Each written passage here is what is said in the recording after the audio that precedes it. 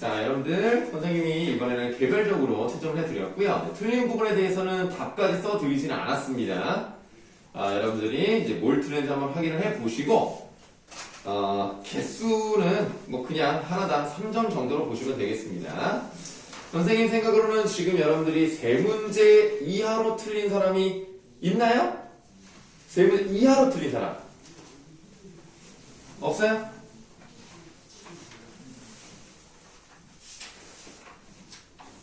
알겠어. 가영이 3개 아니었나? 6개인데. 그래요? 내가 너무 좋게 생각했네. 자, 문제가 조금 어려웠거나 그리고 문제가 조금 잘못된 것도 있긴 합니다. 뭐 아무래도 선생님이 직접 이거를 다 만들었다기보다는 좀 이렇게 긁어오는 부분도 있기 때문에 문제가 조금은 좋지 않은 게 있기는 해요. 자, 1번부터 한번 가보도록 하겠습니다. 윗글에 대한 설명으로 적절하지 않은 것을 골라보라고 했는데 이거 하필 이게 첫 번째 문제부터 조금 좋지가 않았습니다. 일단 삼음보의 율격은 맞죠. 뭐 이거는 설명드릴 게 없는데요. 동일한 후렴구를 반복하고 있다라고 했을 때 이게 원래는 맞아요. 그러니까 무슨 말이냐면 1장부터 8장까지 있잖아요. 1장부터 7장까지는 위, 시당, 경기 어떠하니 있고 이 경기 어떠하니 있고가 계속 잘 반복이 됩니다. 물론 8장에도 경기 어떠하니 있고가 있지만 후슈 동유라고 해서 위에 나와있는 기역과 좀 다른 부분이 있긴 하죠. 그러나 전반적으로 유사하다고 보기 때문에 동일한 후렴구 경기 어떠하니 있고가 반복된다는 점에서 2번은 맞다고 볼 수가 있겠습니다. 그거는 너무 신경 쓰지 마시고요. 보기 3번이 답이 되겠는데요. 지금 8장을 제외한 나머지 부분은 한자어가 상당히 많습니다. 그래서 한자어보다 우리말의 사용이 두드러지고 있다고 보기는 어렵고요. 8장이 다른 거에 비해서 우리말 사용이 많은 것입니다. 3번이 답이다 이렇게 알고 계시면 되겠고요. 뭐 이번에 2번이었고 3번에 가와나의 중심 소재인데요. 이 시를 쓰는 곳 사람들이 쉽게 말하면 마당에서 시를 쓰고 있는 그런 모습을 과시하는 거거든요. 그래서 시, 향, 경과 글에 타는 내용이 나와야 하니까 3번의 답은 4번인 거죠. 4번은 여러분들이 답을 좀 여러 가지를 쓰셨는데요. 원래 답은 과시적 태도란 말이 들어가는 게 맞습니다만 일단은 3명 다 맞게는 했습니다. 과시적인 태도가 경기 어떠하니 있고에 나와 있어요. 이런 모습 어떻습니까? 둘의 공통적인 거는 과시적이다가 더 정확하고요. 향락적이란 말이 틀렸다고 보기는 어렵습니다만은 남은단이 좀 더 강하고요. 감은단은 향락, 즐기는 내용보다는 과시하는 내용이 좀 더 세기 때문에 공통점이라면 과시적이다. 이걸 쓰는 게 더 맞는 것 같습니다. 5번은 뭐 3번이었고 6번에 2번이었고 7번에 4번 그 다음에 8번인데요. 문학성이 더 높이 평가받은 이유는 뭐겠어요? 아무래도 나에서 우리말 사용이 더 많았기 때문입니다. 우리말을 사용해서 대상을 표현하고 있기 때문에 문학성이 더 높이 평가받는다 이렇게 보시면 되겠고요. 뭐 9번에 5번이었고 10번이네요. 기억을 통해 시적 화자가 드러내고자 하는 내용으로 적절한 것을 골라보라고 했습니다. 기억을 보시면 위 주조처 내 외운 경기 어떠하니 있고 라고 했어요. 그러니까 위는 감탄사니까 해석하지 않습니다. 주조처라고 하는 것은 주서까지도 외운 모습이 어떻습니까? 라는 거예요. 한마디로 내가 이렇게 공부 열심히 한다. 이 얘기거든요. 그래서 10번의 답은 4번이 되겠습니다. 다음 11번 니은인데요. 내가 가는 곳에 다른 사람이 갈까봐 두렵다 이렇게 해석하라고 그랬죠? 리을체라가 들어가면 뭐뭐 할까봐 두렵다로 해석을 합니다. 그래서 염려하는 거 맞죠? 남들이 자기보다 더 높은 곳에 올라가거나 더 잘 나갈까봐 시기하는 거 맞고요. 경계하는 거 맞습니다. 그런데 의구라는 것은 그러면 어떡하지? 라는 거예요. 그래서 1번도 맞다고 볼 수 있고요. 자기가 걱정하는 부분이기 때문에 자만이 답이 되겠습니다. 11번의 답은 5번입니다. 12번에 3번이고요. 13번 4번이고요. 14번 보시겠습니다. 14번에 바르게 구분한 것을 골라보라 그랬네요. 8장의 글 위는 뭔가 즐기는 그런 내용이 담겨져 있어야 되겠죠. 그리고 여기 추천사의 근해는 뭐냐면 이 시적 화자를 춘향이로 보는데요. 춘향이가 향단이한테 그랫줄을 밀어라라고 합니다. 어디로요? 먼 바다로 배를 내어 밀듯이라고 했어요. 그러니까 바다로 밀는 건 아니지만 그렇게 내어 밀듯이 나를 밀어달라. 그러면 먼 바다는 이상적인 세계를 의미할 수 있겠어요.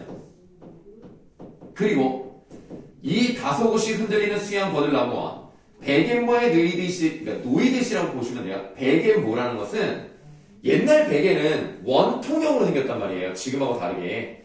그래서 원통형이니까 위쪽 아래쪽에 면이 있잖아요. 거기를 베갯모라고 합니다.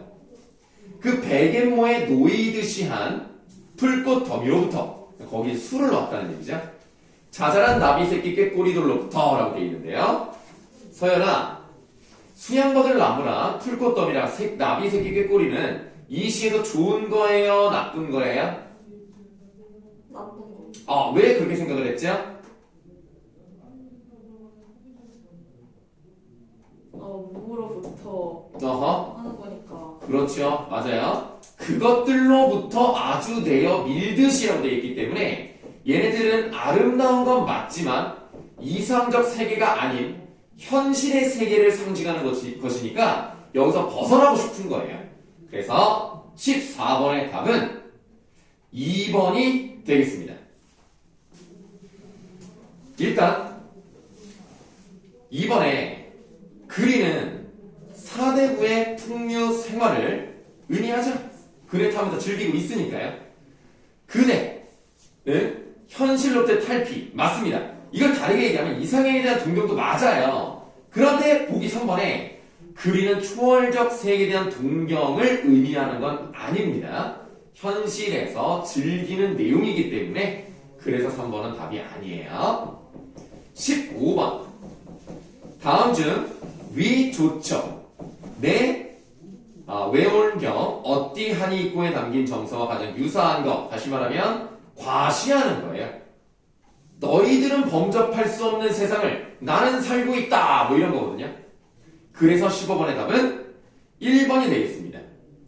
이 부분은 선생님이 나눠준 교재에 있기는 해요. 근데 뭐 이렇게 대단하게 다루진 않았었는데 설명을 드린 적이 있죠. 이거 설명했었죠. 그래서 이게 내가 이렇게 대단한 여자야. 어디 아무나 나한테 덤벼들지 말아라. 뭐 이런 내용입니다. 그래서 1번이 가장 적절하고요. 이 문제 때문에 한번 설명드렸었던 건데요. 1번이 답이고 보기 3번을 보시겠습니다.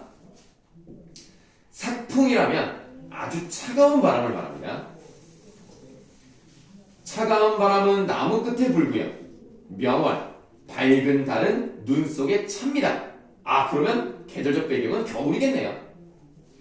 그래서 여러분들 삭풍이란 말이 나오면 겨울이랑 관련이 있나 보다라고 생각하시면 맞습니다.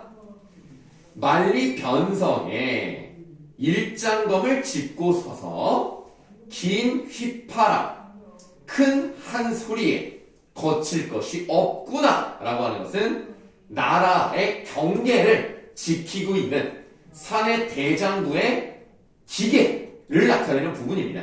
그래서 과시하고 있는 부분이 아니기 때문에 3번은 틀렸고요. 1번이 답입니다. 16번 답은 5번이고요. 17번 효과가 아닌 것을 골라야 돼요. 맞는 게 아니라 아닌 걸 골라야 됩니다. 그래서 이거를 틀린 사람은 효과를 고른 거죠.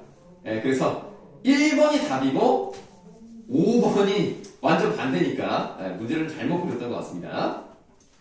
17번의 답 1번이고요. 18번에 가장 알맞은 거예요. 3번이 답이 되겠죠. 이게 새롭게 진출한 자신들의 득위에 찬 기상. 이게 누구냐면 신진사대부들을 말합니다. 그래서 고려 말에 이 사람들의 입지가 아주 단단해졌거든요. 그래서 새롭게 진출한 자신들의 득위에 찬 기상을 드러내고 있다라면 맞다고 보시면 되겠네요. 18번의 답 3번이고요. 19번의 답 3번입니다. 20번 보세요. 이황의 도산 12곡 발이라 그래서 도산 12곡이라는 연시조 12편을 짓습니다. 그 12수로 이루어져 있는 이 시조의 서문, 그러니까 머릿말 또는 뭐 글쓴이의 말, 뭐 이런 거 있죠? 이게 이제 발이라고 하는 거예요. 여기서 제일 중요한 단어가 뭐냐면 맨 마지막 문장에 반드시 시속의 말로 엮어야 한다. 노래로 부르기 위해서는 한자로 쓰면 안 되고요. 일반 사람들이 하고 있는 말로 엮어야 사람들이 노래로 부를 수 있고 감동이 전해진다. 이 얘기입니다. 그런데 이 관점에서 노래를 평가했을 때 어떤 이야기를 할 수 있는가? 4번. 교만하고 방탄하여 음란한 내용을 담고 있다라고 되어 있는데 음란하다는 게 야하다라는 것보다는 배울 것이 없다. 쓰잘데기가 없는 그런 노래를 담고 있다. 이렇게 얘기를 할 수가 있겠습니다. 그래서 1번은 시속의 말로 지어져 있지 않아요. 한자어가 많으니까요. 그래서 노래하기가 어렵습니다. 1번은 틀렸고요. 4번이 답이 되겠습니다. 21번에 5번이고요. 22번 당당당. 23번에 니은의 표현법이야. 니은을 보자. 니은이 위, 후슈, 동유, 경기 어떠하니 있고 요 부분이네요. 네, 그러면 답은 3번이고요. 보기 4번은 왜 틀렸냐면 직설적으로 드러내고 있지 않습니다. 무슨 말이냐면 서리법을 썼단 말이에요. 이거 어떻습니까? 대단하지 않습니까? 네, 그러니까 직설적으로 드러났다면 우리 대단하지? 이렇게 말했어야 돼요. 그렇게 하지 않았기 때문에 직설적이지 않습니다. 자, 그 다음 24번에 1번 25번에 요거를 보시면 원순문, 인노시, 공노사류, 리정원, 딘한님, 샤문죽필 이렇게 가요. 그러니까 3음보 3, 3, 4조로 가기 때문에 25번에 2번은 맞고요. 3번이죠. 시간의 흐름과 관련이 없고요. 26번에 2번. 자, 27번 기억을 통해 계속 똑같은 거 물어봅니다. 과시하는 태도가 나와야 되겠죠. 그러니까 27번의 답은 1번이에요. 자부심이 드러나야 되겠어요. 28번에 5번, 29번에 5번, 30번 보시면 내가 이렇게 잘하고 있다. 이 얘기가 나와야 됩니다. 그래서 30번의 답 좀 어려웠을 수 있는데 1번이 답입니다. 홍진에 묻힌 분내. 이거 중요한데 상춘곡 배운 사람 없죠? 네, 알겠습니다. 홍진에다가 세모하시고요. 홍진은 붉은 먼지를 뜻합니다. 붉은 먼지가 뭘 의미하냐면 옛날에는 아스팔트라는 게 없잖아요. 그냥 흙을 다져가지고 길을 만들어요. 그럼 사람들이 많이 다니면 아무래도 붉은 먼지가 많이 일어나겠죠. 그래서 홍진은 결국 무엇을 의미한다? 속세를 의미하는 겁니다. 이거는 외워두세요. 홍진은 무조건 속세입니다. 홍진에 묻혀있는 여러분들, 그러니까 속세에 있는 여러분들, 이 내 생에 나의 이 라이프이죠. 라이프 스타일 어떻습니까? 옛사람의 풍요를 미칠 것 같아요? 못 미칠 것 같아요? 라고 한다는 얘기는 미치고도 남다는 얘기지. 옛날에 풍류를 많이 즐겼던 사람들 여럿 있을 거 아닙니까? 그 유명한 사람들의 풍류 내가 그 정도는 누리고 있다. 그래서 과시적이다 이렇게 보는 거거든요. 천지간 남자 몸이 이 세상에 남자 몸이 나만한 사람이 많아요. 그러나 살림에 묻혀있어. 즉 자연에 묻혀서 지극한 즐거움을 모르는 것인가? 나는 많이 알고 있다. 너희들은 모르지. 이런 얘기예요. 30번의 답은 1번이 되겠고요. 30번의 2번은 송민곡이라고 해서요. 원래 이제 우리 선생님이 미리 그 영상을 찍어 놓은 게 있어서 여러분들한테 나중에 보라고 할 거예요. 송민곡 같은 경우는 간단하게 설명을 드리면 미인이라는 부분이 나왔습니다. 옛날 고전에서 미인이란 말이 나오면 물론 말 그대로 아름다운 사람을 의미하겠죠. 그러나 누구를 의미할 수 있다? 임금. 그래서 이 노래는 임금을 생각하고 그리워하는 노래인데요. 원래 1편이 있어요. 그 1편이 뭐냐면 3위인곡입니다. 이거는 2편이기 때문에 속미인곡이라고 하는 거예요. 그래서 1편이 미인을 생각하는 노래고요. 얘는 미인을 생각하는 노래의 2편, 그래서 속미인곡이라고 하는 거예요. 속편이라는 얘기죠. 그래서 결국에는 이 정철이라는 사람이 유배를 가서 그 유배 간 상황에서 임금님 보고 싶어요 라는 내용을 담은 게 속미인곡이다. 한번 간단하게 그 4줄만 보도록 할게요. 내 얼굴이 내 거동이, 거동은 나의 행동 가짐을 말합니다. 여기서 말하는 얼굴은 페이스를 말한다기보다는 몸 전체를 말하는 거예요. 그래서 내 몸가짐이 임께서 괴함즉 사랑함즉 한가마는 어떤 일로 나를 보시고 너로구나 여기셨어. 그래서 임금 마음에 딱 들었다는 뜻입니다. 나도 님을 믿어. 군뜻 다른 뜻이 전혀 없어. 이래야 아양 뭐 애교 이렇게 해서 그래요. 애교도 부리고 교태도 부리고 어지럽게 굴었어요. 그러니까 좀 나쁜 말로 너무 나댔어. 나대니까 임금님께서 정색을 해버리네. 반기시는 낯빛이 예전과 어찌 달라지신 것인가. 그래서 임금이 나에 대한 마음이 변해서 나를 유배에 보내셨나 보다 라고 생각하는 내용입니다.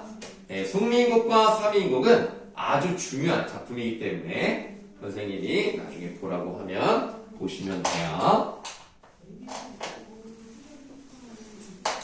다음 주쯤에 여러분들한테 본문 나눠드리고 보라고 말씀드리도록 하겠습니다. 자, 질문 있으면 하십니다.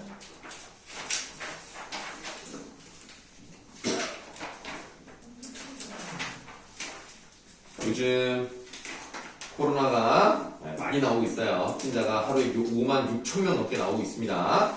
지금 이 계양구도 안심할 수가 없어요. 많이 나오고 있고요. 특히 계양고에서 좀 나오고 있는 것 같습니다. 물론 이 반에는 계양고가 없지만 어쨌든 여러분들 조심하세요. 이번 주 학교 갔어요? 갔어? 밥도 먹었어? 네. 급식 나와? 네. 넌 밥 안 먹었어? 넌 어디 갔어? 학교를 갔어? 갔는데 밥을 먹었는지를 모르냐고? 일주일 내내 간 거 아니야? 그냥 하루 갔어요. 하루 갔어. 하루 갔어? 니네는 그러면 또 이제 언제 가? 이제 계약금. 3월 2일에 간 거야? 네. 이번에 전면등교 할 것 같더라고. 그러니까 조심하세요. 마스크 쓰고 식사하세요.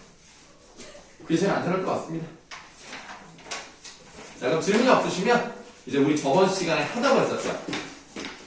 저번 시간에 선생님이 나눠드린 프린트에서 시 2편을 봤습니다. 그 시 2편 말고 이어서 보도록 하겠습니다. 여러분들 그때 우리가 사랑이라는 작품을 하나 했고요. 모란이 피기까지는 했고요. 모란이 피기까지는 뒤에 있는 수호제기를 한번 보도록 하겠습니다. 아주 좋은 작품이에요.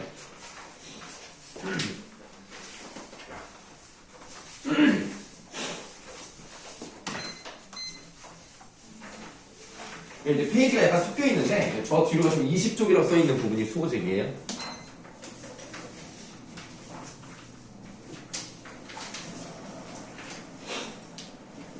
자, 여러분들 이 글을 누가 썼습니까? 정약용이 썼습니다. 정약용이라는 사람이 실학자로 볼 수가 있겠지요. 이 사람이 조선 후기 때 사람이고요. 정조 때 사람이라고 보시면 되겠습니다. 이 사람이 이제 호가 다산이잖아요. 이 다자가 무슨 다자인지 알아요? 별로 안 중요한데요. 차 있죠, 차 마시는 차 다자입니다. 이 사람이 차 마시는 걸 너무 좋아해가지고요. 그래서 다산이라고 호를 지었습니다. 이 사람이 종교가 뭐였는지 알아요? 이 당시도 종교가 있었습니다.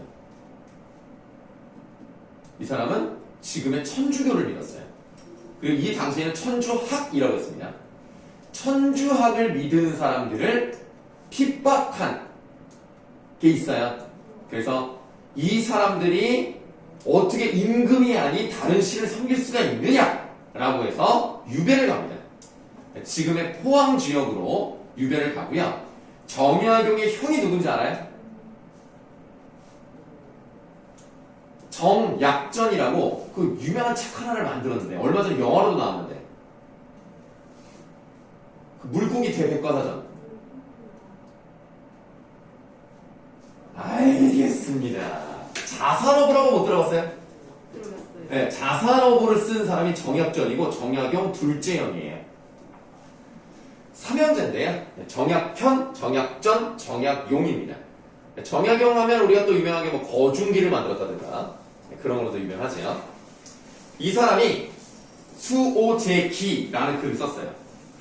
기라는 글자 있죠. 제목에 기에다 동그라미를 하시고요. 이 기라는 말이 들어가면 뭐라고 생각하시면 되겠냐? 한문으로 쓰여진 수필이다 이렇게 보시면 되겠습니다.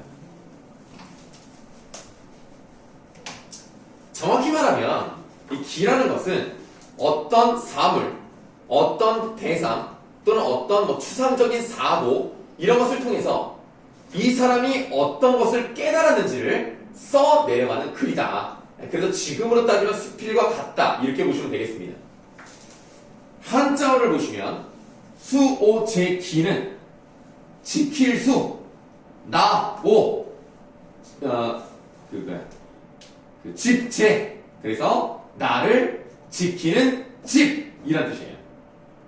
나를 지킨다는 게 무슨 말일까? 나라는 사람을 누가 납치를 해가나? 나를 지킨다는 게 뭐죠? 누가 나를 공격하나? 자, 어떤 의미인지 모를 수 있습니다. 들어가도록 하죠. 이 글은 전체적으로 기승전결로 가기 때문에 처음에 수호제라는 이름은 이라고 시작하는 그 왼쪽에다가 기승전결의 기를 쓰시면 됩니다. 수호제라는 이름은 큰형님이 자기 집에 붙인 이름이다. 나는 처음에 이 이름을 듣고 이상하게 생각했다. 나와에서 박스를 열어주시고요. 나와 굳게 맺어져 있어 서로 떨어질 수 없는 사물 가운데 나보다 더 절실한 것은 없다. 뭐 절실한이라는 말을 썼지만 나보다 더 많이 붙어있는 것은 없다. 이렇게 보시면 되고요. 그러니 굳이 지키지 않아도 어디로 가겠는가? 이상한 이름이다. 하고 닫으시면 되겠습니다. 여러분들도 그렇게 생각할 수 있어요. 아니 나를 지키다는 게 도대체 뭐야? 나를 어떻게 잃어버려? 아니 분실물 센터에 나를 찾으러 오나? 그건 말이 안 되잖아요. 그래서 일반적인 생각으로는 의문을 지닐 수밖에 없어요. 일반적인 의문이라고 한번 써보고요. 이 이야기를 하는 것은 뭐냐면 결국 기라는 것은 누군가에게 보여주기 위한 글입니다. 수필은, 그러니까 일기는 자기가 보려고 쓰는 것도 있지만 수필은 누군가에게 보여주려고 쓰는 경우가 많단 말이에요. 그래서 이 글을 누군가 읽는다면 독자들도 그렇게 생각할 수가 있잖아. 독자의 관심을 유도하기 위한 부분입니다.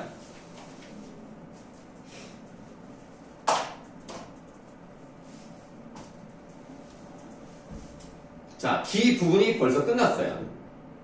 다음 문단, 내가 왼쪽에다가 승이라고 쓰겠습니다. 내가 장기로 귀양 온 뒤에 아까 말씀드렸죠. 그 신유박해라고 해가지고 그 천주학을 믿은 사람들 다 뿔뿔이 벌 주고 귀양 보내고 막 그랬단 말이에요. 이 사람 포항 지역으로 갑니다.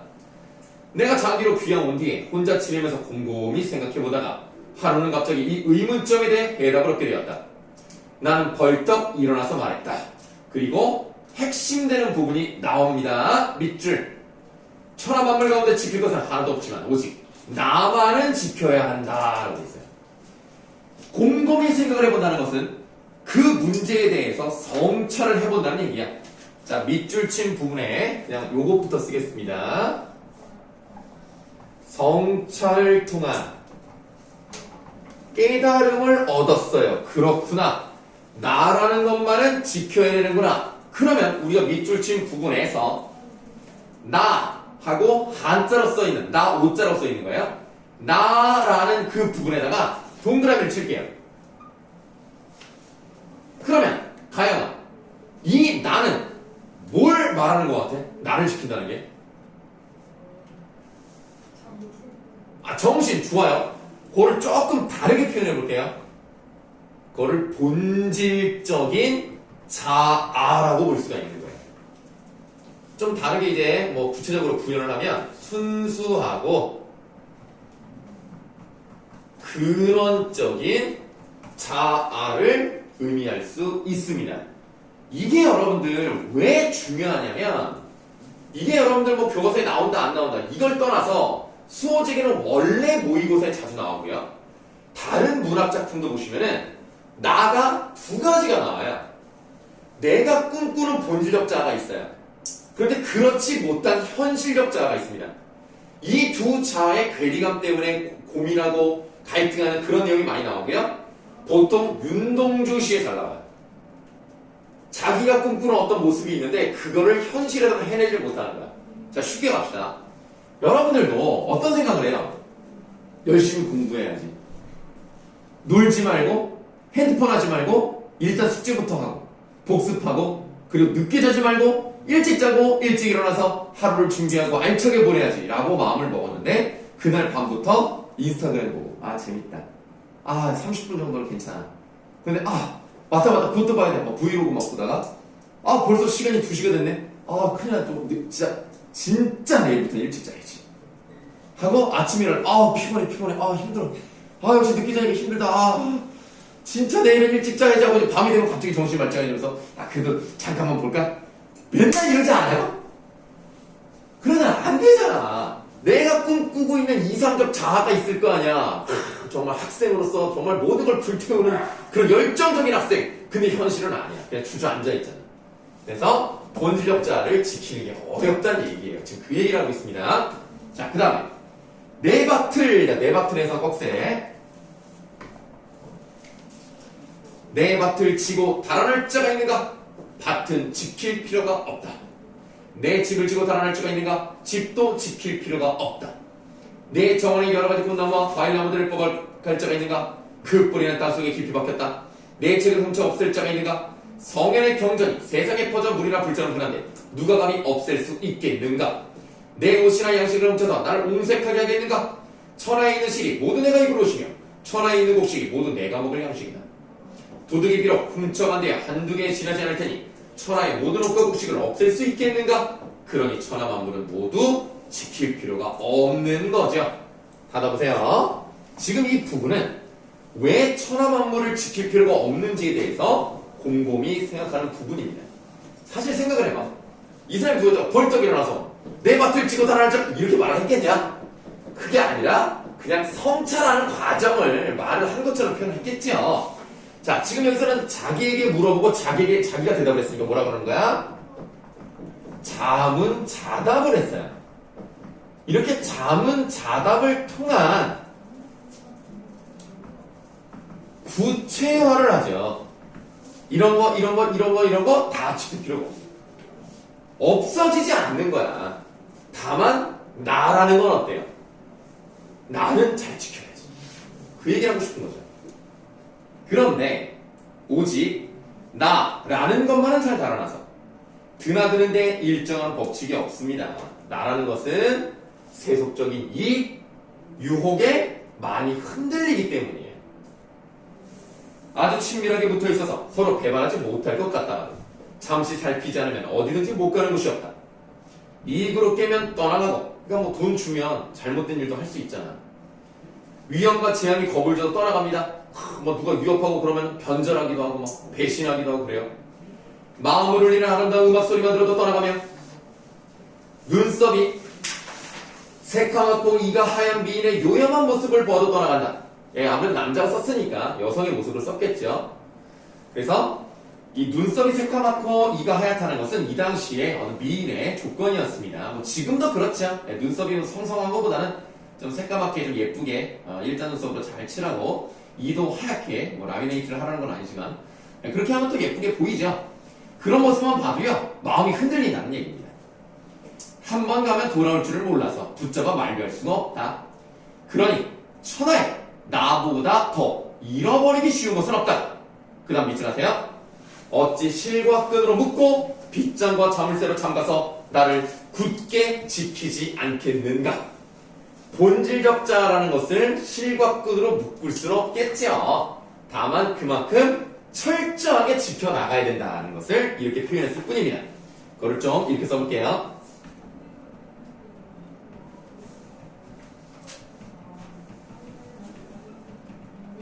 철저하게 수양하여 나를 굳게 지켜야 한다라는 얘기입니다.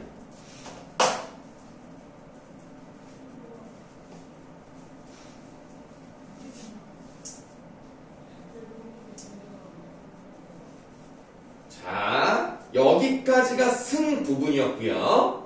다음 줄 나는 나를 거기부터가 전입니다.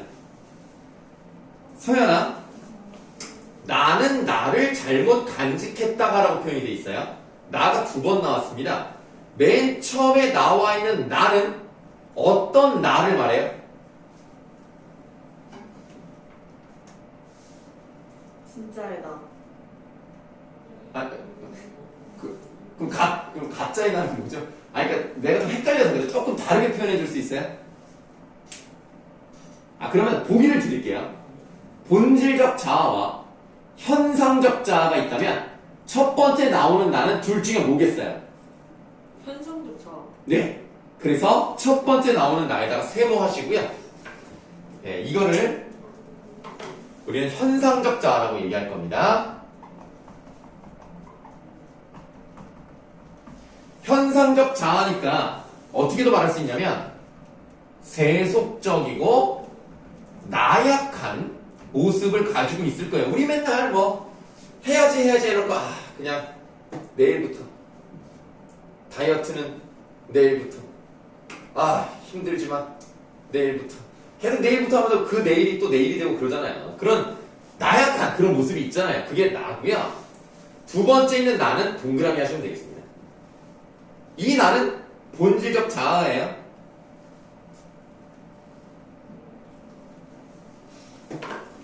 나는 나를 잘못 간직했다가 잃어버렸던 자다. 어렸을 때 과거가 좋게 보여서 10년 동안이나 과거 공부에 빠져들었다.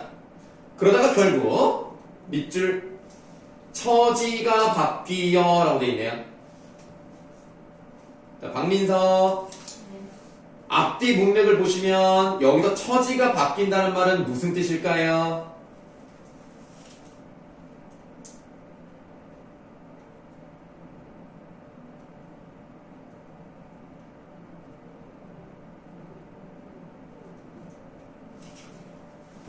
모르겠어요? 과거에. 그렇죠. 과거에 급제했다는 얘기죠. 자, 과거에 급제했다는 뜻이고, 그 다음에 과거에 급제를 했으니까 조정에 나아갔을 거 아닙니까? 조정에 나아가 검은 사모관대에 비단 도포를 입고 12년 동안이나 대낮에 미친듯이 큰 길을 뛰어다녔습니다. 가영아, 큰 길은 뭘 의미할까?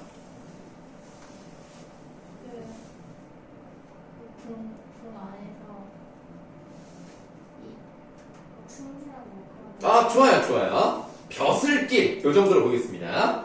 네, 벼슬길을 뛰어다녔습니다. 그러다가 또 밑줄 하세요. 처지가 바뀌었어요. 이거는 뭘 의미하냐? 귀향을 갔다는 얘기입니다. 결국 나를 지키지 못했기 때문에 이렇게 처지가 바뀌게 된 거예요. 그래서 귀향을 가게 돼서요. 한강을 건너고 문경 세제를 넘게 되었다. 아주 가파른 고개인데요. 경상도 쪽에 있습니다. 포항도 경상도 쪽에 있는 거 아시죠? 네. 자, 문경세제를 넘게 되었다. 친척과 조상의 부담을 버리고 곧바로 아득한 바닷가의 대나무 숲에 달려와서야 멈추게 되었다. 네, 이 대나무 숲이 포항을 말합니다. 이 당시 장기라고 하고요. 장기 지역에 대나무가 많았어요. 원래 여러분들 정약용 고향이 어딘지 알아요? 경기도 남양주시입니다. 거기 가면 정약용 생가도 있어요. 자, 그래서 경기도 남양주에서 포항까지는 진짜 멀리 간 거죠. 지금도 차를 타고 가면 4시간 넘게 걸리거든요. 진짜 멀리 간 거예요, 그러면. 자, 아득한 바닷가의 대나무 숲에 달려와서 멈추게 되었다. 이때 나에게 물었어요. 나에게 물어본다. 뭘 하고 있는 거죠? 자아성찰하고 있는 거예요. 자문을 통한 자아성찰을 하죠. 자, 이제 다음 쪽으로 가겠습니다.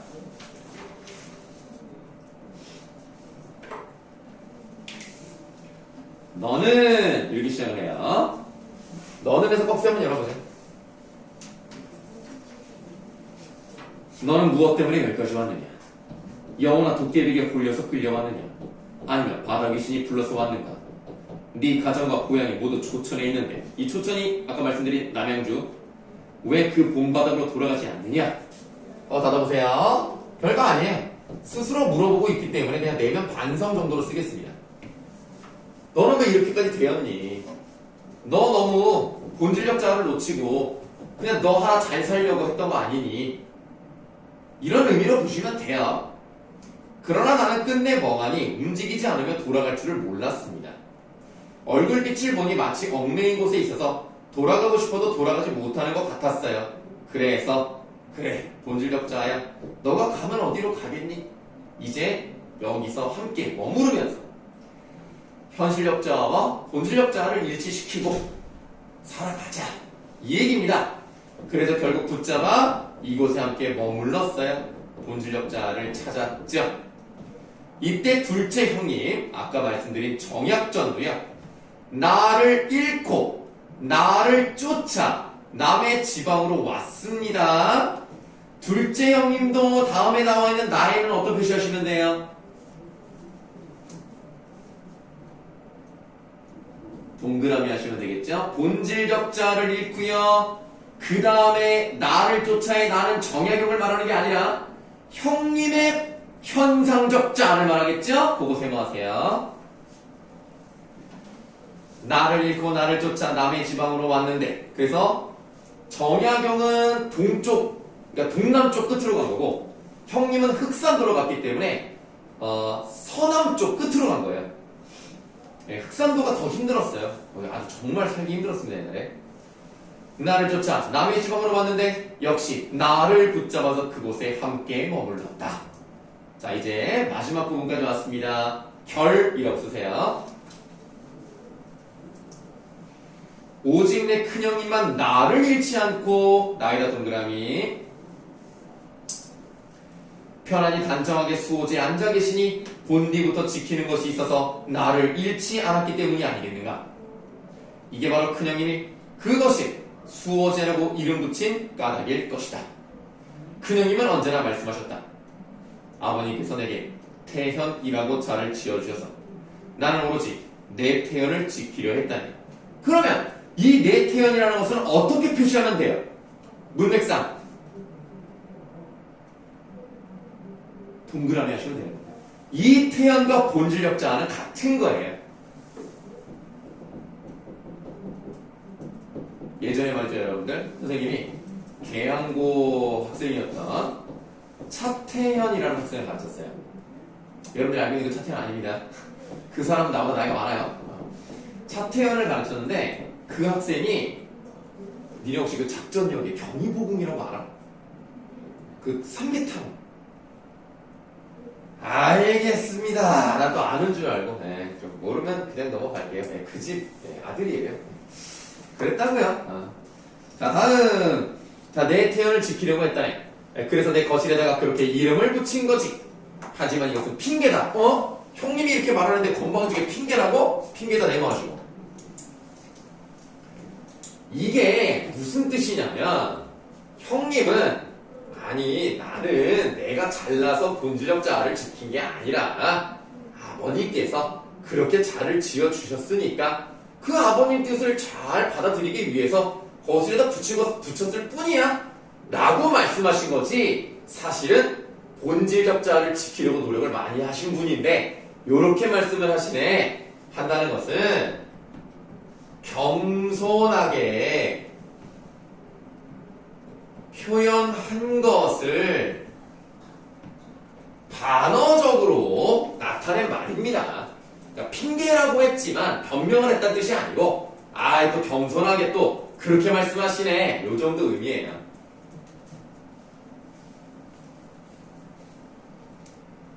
그리고 중요한 거 지금 이게 기라 그랬죠? 한문 수필이라 그랬어요. 기의 특성이 나오는데요. 이 마지막에 보시면 맹자가 말씀하시기를 이렇게 나온단 말이에요. 그럼 뭐 이 유교의 끝판왕 아닙니까?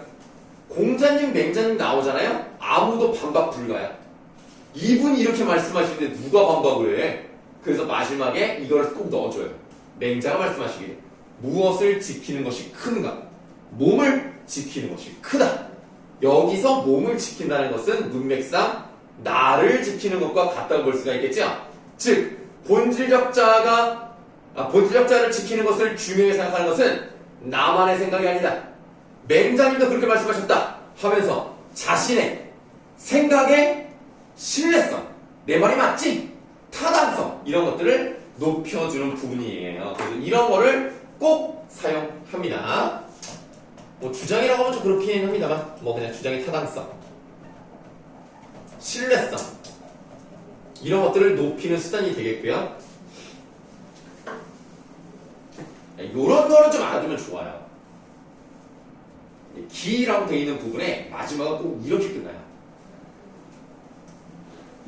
내가 스스로 말한 내용을 써서 큰형에게 보이고 수호제의 기로 삼는다라고 해서 내가 이 글을 왜 쓰게 되었는지에 대한 창작 동기가 나왔습니다. 그래서 우리가 수호증이라는 이 작품도 이제 다 봤으니까 쉬었다가 다음에 산속에서를 들어보도록 할게요.